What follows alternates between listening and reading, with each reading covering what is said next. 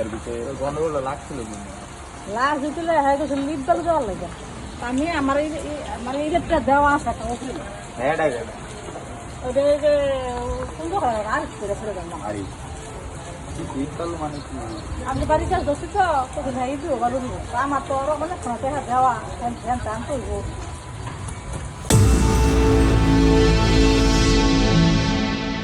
ভদ্রমহিলার কথায় বোঝা যাচ্ছে চাঁদাবাজদের দৌরাত্ম কতটা অসহায় ঘোড়াশাল পলাশের মানুষ। বিষয়টি অস্ত্র কেনার অডিও ভাইরাল হওয়া মিল্টনের ক্যাডার বাহিনী ও ছাত্রদল নেতা আরিফের ভয়ে এলাকাবাসী অতিষ্ঠিত। কেউ থাকছেন না রাতে বাড়িতে। চাঁদা না দেওয়ায় বাড়ি নির্মাণ কাজে বাধা। অন্যদিকে চাঁদা দিতে অস্বীকার করায় মিল্টন ক্যাডার বাহিনীর হাতে মারধরের শিকার হয়েছিল আরেক ব্যবসায়ী। প্রাণের ভয়ে আজও এলাকা ছাড়া তিনি। আপনি কি সজীব সাহেব বলছিলেন?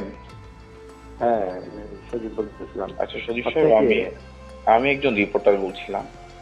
আচ্ছা, আপনি এখন কি ঢাকায় নাকি আপনার গ্রামের বাড়ি? না আমি আসলে একটু ইয়াতে আছি, ঢাকার বাহিরে আছি, কিন্তু গ্রামের বাড়িতে না আর কি। আচ্ছা, মিল্টন নামে কাউকে আপনি চিনেন? হ্যাঁ হ্যাঁ চিনি, আমাদের এলাকার।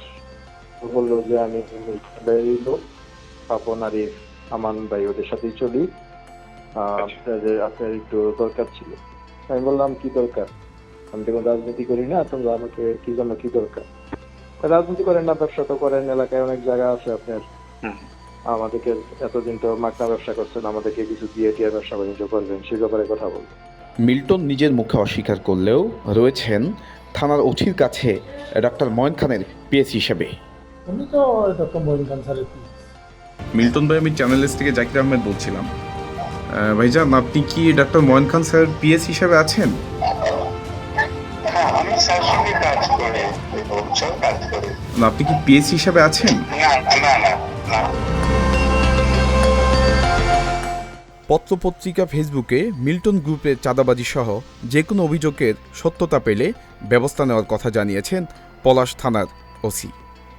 আমি অনুসন্ধানে পেয়েছি আপনার এরিয়াতে এখনো কিছু চাঁদাবাজি চলছে। যদি আপনাদের কাছে এরকম অভিযোগ থেকে থাকে, আপনার আইনত ব্যবস্থা কি নেবেন একটু জানতে চাই।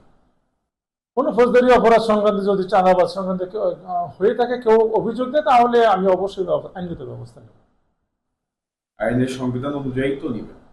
অবশ্যই আইনগত ব্যবস্থা তো অবশ্যই নেব, যে অভিযোগ যদি কেউ আমার কাছে। আমরা এমন অনুসন্ধানে পেয়েছি যে দলীয় কোনো লোককে আপনি গ্রেফতার করছেন না, যত বড় অপরাধ থাকে। আমরা অনুসন্ধান যেটা জানতে পেরেছি না, এটা সঠিক নয়।